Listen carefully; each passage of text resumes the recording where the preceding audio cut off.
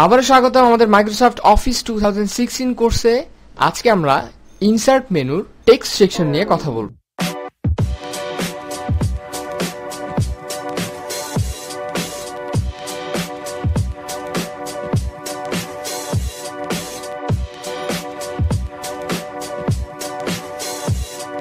তো টেক্সট সেকশনের প্রথমে যে অপশনটি আছে এটা হচ্ছে টেক্সট বক্স। আমরা আমাদের গত ভিডিওতে ইনসার্ট নিয়ে যে শেপস নিয়ে কাজ করেছিলাম তখন টেক্সট বক্সের কাজ দেখিয়েছিলাম। তারপরে এখানে একটু দেখিয়ে দিই, আপনি টেক্সট বক্সে ক্লিক করলে এখানে কিছু ইন্টারনাল টেক্সট বক্স পাবেন।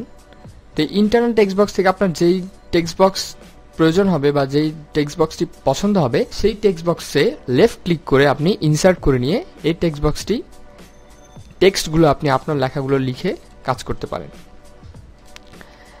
আর যে এই আমাদের টেক্সট বক্সে ইনসার্ট করার পর যে ফরম্যাট অপশনটি ভিজিবল হয়ে গেছে, আমরা ফরম্যাট নিয়েও একদম ডিটেইলে কথা বলেছি আমাদের গত ভিডিওগুলোতে। পিকচার্স বা শেপসে আপনি আমাদের শেপসের ভিডিওগুলো দেখলেই ফরম্যাট বিষয় নিয়ে ক্লিয়ার হয়ে যাবেন। আমাদের চ্যানেলে গিয়ে ভিডিওসে ক্লিক করলে আপনি আমাদের ভিডিওগুলো পেয়ে যাবেন। আমরা এই ভিডিওর যেই শেপস লিঙ্কগুলো আছে, যে ভিডিও লিঙ্ক, এগুলো আমরা দিয়ে দেব। তারপর অপশনটি হচ্ছে কুইক পার্টস। এই কুইক পার্টসের কাজটা কি আসলে?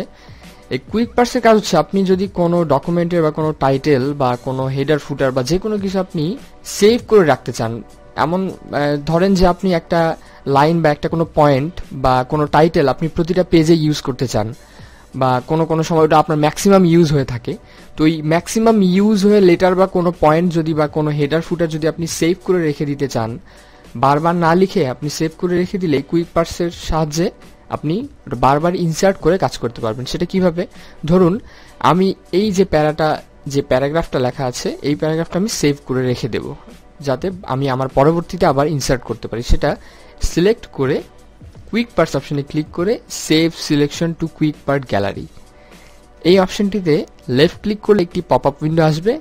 আপনার এই যেই বিল্ডিং ব্লক বা আপনি যেই কুইক পার্টটি সেভ করতেছেন এটার নাম আপনি কি দেবেন, এখানে লিখে দেবেন নাম। তারপর গ্যালারি অবশ্যই কুইক পার্টে থাকবে, এখানে আরও অপশন আছে, এগুলোতে না গিয়ে আপনি কুইক পার্টে ক্লিক করবেন। ক্যাটাগরি জেনারেল থাকবে, ডিসক্রিপশন দিতে পারেন, সেটা আপনার ইচ্ছা।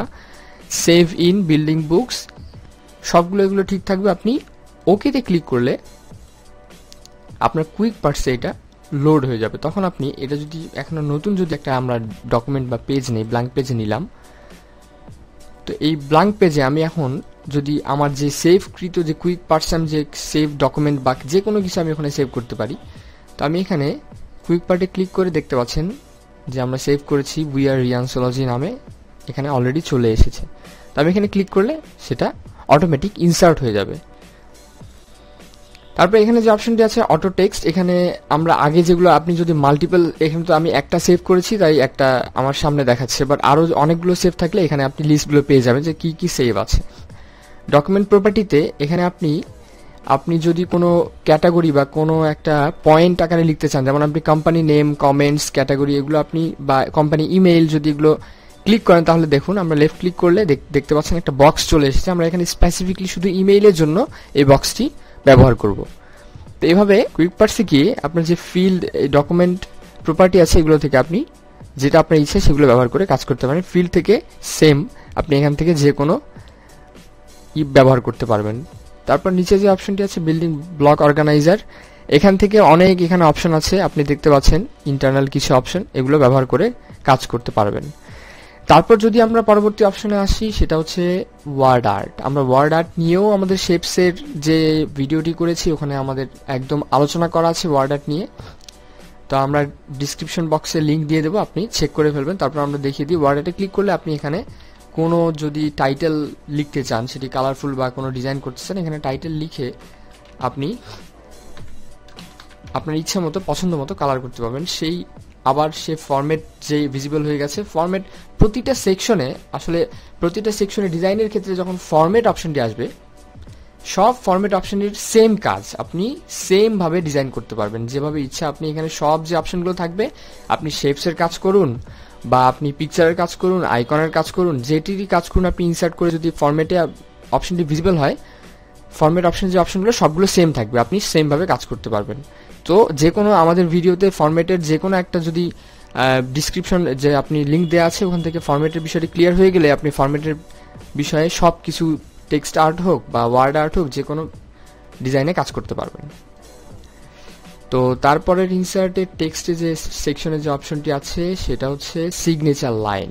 সিগনেচার লাইনের বিষয়টি হচ্ছে আমরা দেখতে পাই আমাদের ফর্মে, যে কোনো ফর্মের নিচে বা ফর্ম পূরণ করার সময় আমরা দেখি যে নিচে একটা সিগনেচার লাইন লেখা থাকে যে আপনি এখানে সিগনেচার করতে হবে।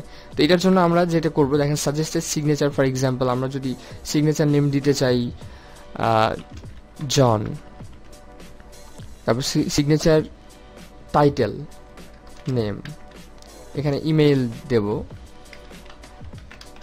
riansologycontact@gmail.com। আরেকটা কথা বলে রাখি, আমাদের যে ইমেইলটি দেখতে পাচ্ছেন riansologycontact@gmail.com, এখানে আমাদের সাথে আপনি কন্ট্যাক্ট করতে পারেন যে কোনো সমস্যায়। তো আমরা এখন এইখানে আমরা নেম দিয়ে দিলাম, সাজেস্টেড সিগনেচার টাইটেল দিয়ে দিলাম, ইমেইল দিলাম। এখানে ওকে করলে আমাদের দেখতে পাচ্ছেন একটা সিগনেচার, একটা যে বক্স চলে এসেছে। আপনার এখানে সিগনেচার বক্সটি, আমরা সিগনেচার যদি প্রিন্ট করি এখানে আপনি সহজে বুঝতে পারবেন। আপনি এটা যে কোনো জায়গায় দিতে পারেন, আপনার যেভাবে যেখানে ইচ্ছা সেখানে আপনি বসিয়ে সিগনেচার একটা সাইন হিসেবে ব্যবহার করতে পারবেন, যে আপনি খুব সহজে একটা ফর্মে যাতে বোঝা যায় যে আমরা এখানে সিগনেচার করতে হবে। তারপর আমরা যদি ইনসার্টেড টেক্সটে যাই, পরবর্তী অপশন হচ্ছে ডেট অ্যান্ড টাইম। আমরা এখানে আমাদের আমরা যে পেজ নাম্বার বা হেডার ফুটার দেখিয়েছিলাম ওখানে কিন্তু একটা ডেট অ্যান্ড টাইম নামে একটা অপশন ছিল। সেম এটাও এরকমই কাজ, আমরা যে কোনো ডেট ফরম্যাট সিলেক্ট করে ওকে করলে আমাদের দেখতে পাচ্ছেন সহজেই ডেটটা চলে আসবে। আবার একটা ইন্টারেস্টিং জিনিস মনে করিয়ে দিই যে আপডেট অটোমেটিকলি, এখানে ক্লিক করে যদি আপনি ডেটটা ইনসার্ট করেন তাহলে আপনি পরবর্তীতে যদি ডকুমেন্টটা ওপেন করেন, যেই টাইমে ওপেন করবেন সেই কারেন্ট টাইমটি আবার আপডেট হয়ে যাবে ওই ডকুমেন্টে। তারপরে অপশনটি আছে অবজেক্ট। অবজেক্টের বিষয়টি যেমন আমরা ইনসার্ট শেপ করেছি, আইকন করেছি, সেম এখানে আপনি কিছু ফাইল ফরম্যাট দেওয়া আছে দেখতে পাচ্ছেন, Adobe Acrobat document, Adobe Acrobat PDF, XML document, Illustrator document, bit image, এই যে ফরম্যাটগুলো দেওয়া আছে এই ফরম্যাটের ফাইলগুলো আপনি যে ফরম্যাটের ফাইল লাগবে আপনার সেই ফরম্যাটের ফাইল এখান থেকে সিলেক্ট করে আপনি ফরম্যাটটি সিলেক্ট করে আপনি যদি একটা পাওয়ার পয়েন্টের কোনো স্লাইড এখানে ইনসার্ট করতে চান তাহলে আমরা মাইক্রোসফট পাওয়ার পয়েন্ট আপনি ভার্সন সিলেক্ট করে ওকে করলে আমাদের যদি কোনো পাওয়ার পয়েন্টের কোনো ফাইল থেকে থাকে আমাদের হার্ড ড্রাইভে, সেটা বা আপনার হার্ড ড্রাইভে যদি থেকে থাকে আপনি সেটা ইনসার্ট করতে পারবেন। এখানে দেখতে পাচ্ছেন আমাদের পাওয়ার পয়েন্ট ওপেন হয়ে গেছে, আমরা এখান থেকে পাওয়ার পয়েন্টের কোনো ডকুমেন্ট ইনসার্ট করতে পারবো।